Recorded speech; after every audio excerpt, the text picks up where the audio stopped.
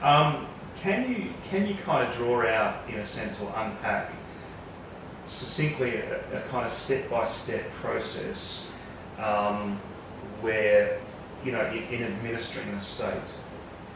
Yeah. Be able to kind of just lay it out so for the layperson.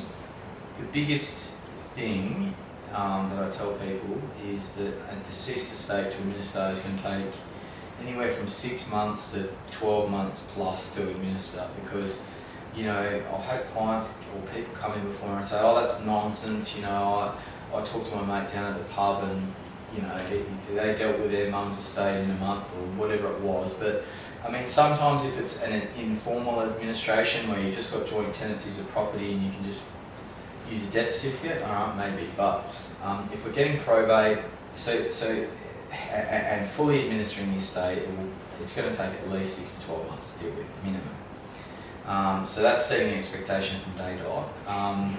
And the reason that is because, and you're about to find out when I can't explain what we need to do, but the first thing is like the fact finding. So we're trying to get all the information about where they banked, the house, did they own any property. So we try and get all that information from the family if we can.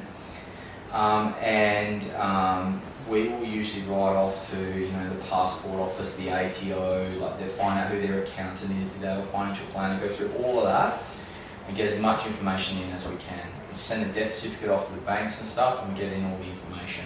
And then we send us all the forms to do account closures and that kind of thing. When we know what assets there are and what liabilities there are, we'll often do appraisals or market valuations of the property and stuff like that. We then put together the application, whether that's for probate or letters of administration. We then contact the family and we get the affidavit signed and we file it. That can take a bit of time to do the fact finding because the institutions like banks take forever to get back to people. And then when we get into court, like if they're not under the pump, you might get your grant back in a week or two. But you might have, years ago, it was taking 8 weeks, 12 weeks to get grants out of the Supreme Court because it was just under the hammer. Once you then get the grant, the next step is to call in the assets and the liabilities and pay the liabilities.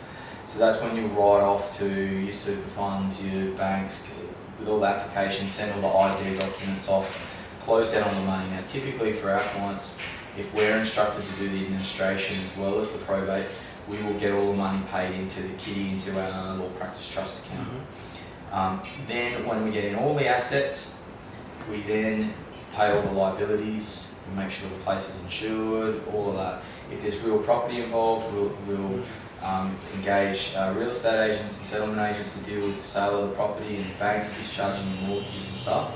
And then after that, when all the liabilities are paid out, we're then contacting the beneficiaries, getting the payment instructions, and we're getting ready for the distributions, which is the fun part if you're a beneficiary. But we'll put things like notices in the paper for creditors to protect the trustees. What if the beneficiaries are children? What do you do then? It's a tough one because it depends on what it says in the will, number one, but often the trustee will need to get financial advice and appropriately invest the money for the kids. I do some personal trustee appointments, so I'm the trustee for some kids and the 14, 15, 12, and we put that money into controlled money accounts for each of the individual kids. And then what happens is then when they turn 18 or 25, whatever it says in the will, they're then able to access that money. But the last part is basically we do up what's called a distribution statements and passing of accounts if we need to. And that's showing all the beneficiaries every dollar that we've brought in, every dollar that we've paid out and what their share is and sending it off. And then we do the tax stuff, which is your tax returns. That is very, very, very, very important. I've had people prematurely distributing the estate as an executor, and you've got your beneficiaries like happy days, and then about 6 months later there's a massive tax bill and the executors then got to go and ask for the money back from the beneficiaries, and it's a real mess.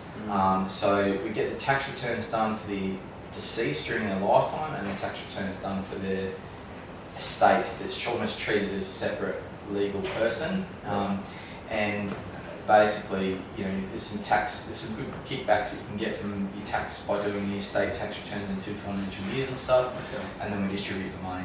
But some clients say, "Oh, just distribute it and we'll pay the tax." You know, if you're the sole beneficiary, it doesn't really matter. You know, it's your money anyway. You got to pay it back. But Yeah. if you're advising an executor, you don't really want to do that. Yeah. That is a nutshell.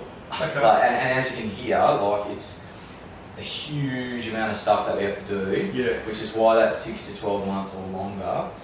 And it's a massive responsibility and burden on clients, particularly family members. They're trying to get on with their lives, they're trying to get grieved, they're trying to run businesses, they're trying to spend time with their own family. And like 99 times out of 100, the clients just go, you Sort deal it with out. it. Yeah. You know?